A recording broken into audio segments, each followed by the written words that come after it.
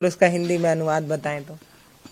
देखिए, जो है हम आपको एक कथा सुनाते हैं श्री रामचरितमानस का। भगवान राम से अगर कोई प्रेम तो सब करते हैं, लेकिन कोई सबसे ज्यादा प्रेम करने वाला है तो वो माता कैकेयी है। लोग तो समझ नहीं पाते हैं, कहते हैं कि वो तो वन में भेज दी थी, वो कैसे प्रेम करती हैं। तो वही सबसे ज्यादा प्रेम करती है। वो वन में भेजी थी तो भगवान राम को दिए हुए वचन को पूरा करने के लिए वो वन में भेजी थी। वही सबसे ज्यादा प्रेम करने वाली। सभी लोग, सभी माताएं अपने बच्चे को दूध भात खिलाती हैं बड़े प्रेम से। वैसे ही एक बार माता कैकेयी भी भगवान राम को अपने गोद में बैठा करके और दूध भात खिला रही थी। भगवान राम एक गिलास खाए, 2 गिलास खाए, 3 गिलास खाए, चौथे में हाथ पकड़ लिए। बोले, माँ, आपने कभी हमसे ये नहीं पूछा कि राम तुमको कुछ चाहिए? तो माता कैकेयी बोली कि अरे पुत्र, अरे राम, तुमको कुछ चाहिए तो जल्दी बोलो, क्या चाहिए? तुमको कुछ चाहिए, जल्दी बोलो। तुम्हें मांगने में देरी हो सकती है, मुझे देने में देरी नहीं हो सकती। भगवान राम बोले, माँ, पहले मेरी कसम खाओ कि जो मैं मांगूंगा वो दोगी। माता कैकेयी बोली, हाँ राम, मैं तेरा कसम खाती हूँ, जो तुम मांगोगे वो हम देंगे तुमको। मांगो, क्या चाहिए?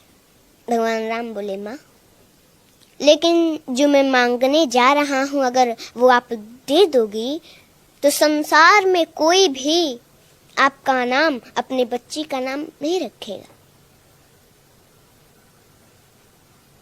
तो कैकेयी माता बोली, मुझे मंजूर है राम, बताओ ना क्या चाहिए। मेरा नाम, अपनी बेटी का नाम कोई न रखे, ये मुझे मंजूर है। मेरा राम प्रसन्न रहे, इससे बढ़कर मेरे लिए और क्या हो सकता है। भगवान राम बोले, माँ, लेकिन जो मैं मांगने जा रहा हूँ अगर आप दे देंगी तो संसार में आपका अपजस होगा। माता कैकेयी बोली, मुझे जस मिले, मेरा राम प्रसन्न न रहे तो वो जस मुझे नहीं चाहिए, मुझे अपजस मंजूर है। भगवान राम के आंखों में आंसू आ गए। बोले, माँ, लेकिन जो मैं मांगने जा रहा हूँ वो आप दे देंगी ना, तो कदाचित आपको वैदव्य जीवन भी देखना पड़ सकता है।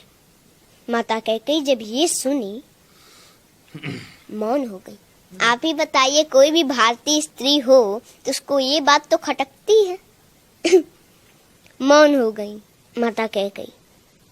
थोड़ी देर मौन रही, फिर कुछ देर के बाद बोली, राम, मुझे कदाचित वैदव्य जीवन ही क्यों ना देखना पड़े, वो भी मुझे मंजूर है।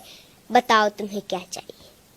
भगवान राम बोले, माँ, एक समय ऐसा आएगा, मेरा विवाह होगा, मैं फिर अयोध्या आऊंगा और उस समय हमारे लिए आपको 14 वर्षों का वनवास मांगना पड़ेगा।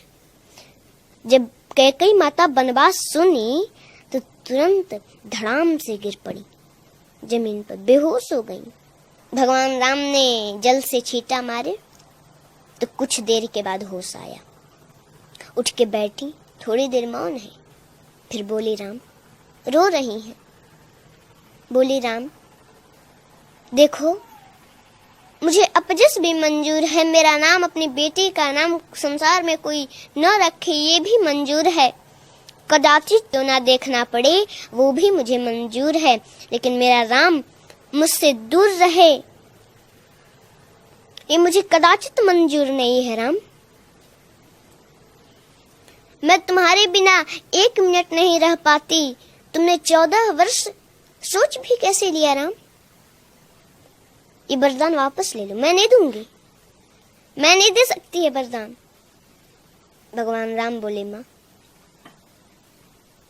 आपको ये वरदान देना होगा क्योंकि आपने हमारी कसम खाई है, और अगर मैं बन नहीं गया तो सरभंग ऋषि की जो है मांस गल चुके हैं, बस हड्डियां बची हैं जो कि अब सूख रही हैं। माता सेवरी, उनको हमारा दर्शन कैसे होगा माँ? उनको बन जाना पड़ेगा। उस दिन से माता कैकेयी भगवान राम से थोड़ा हट हट के रहने का प्रयास करने लगी कि वो समय आए और मेरे दिल के टुकड़े टुकड़े न हो जाएं और मैं राम को दिया हुआ वचन पूरा न कर सकूं, उसको दिया हुआ वरदान पूरा न कर सकूं तो क्या होगा। थोड़ा हट हट के रहने का प्रयास करने लगी और वो समय आया, वरदान मांगी। पहले तो भगवान राम को सूचना मिला था कि उनका राज्याभिषेक होने वाला है, लेकिन प्रसन्नता मयान गताभिषेकतस्तथा न ममले बनवास दुःखत मुखाम्बुजश्री रघुनंदनस्य मे सदास्तु सा मंजुल मंगल प्रदा।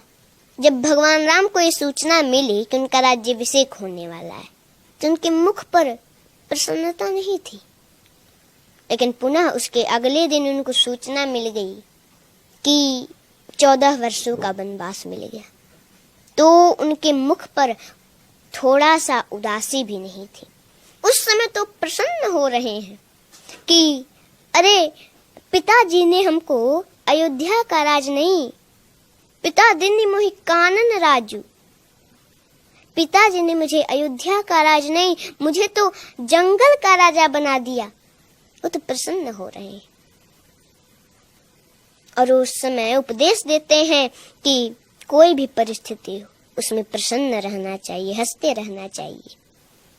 कोई प्रसन्नता की बात सुन ली, ज्यादा उसमें प्रसन्न भी नहीं होना चाहिए, और कोई दुख का बात सुन लिया तो उसमें ज्यादा दुखी भी नहीं होना चाहिए। हर परिस्थिति में एक जैसा रहना चाहिए। जी देखिए, पुत्र और माता के बीच का जो प्रेम है वो इन्होंने कितने प्यार से समझाया है। इतना इससे पहले भी कई बार राम कथा सुनी होगी, कई बार आपने मंचों पर सुनी होगी, मैंने भी सुनी है, टीवी में देखा है, कई बार मम्मी के साथ सत्संग जाना हुआ है, लेकिन इतना प्यार से आज तक कभी नहीं सुनी। इतने मधुर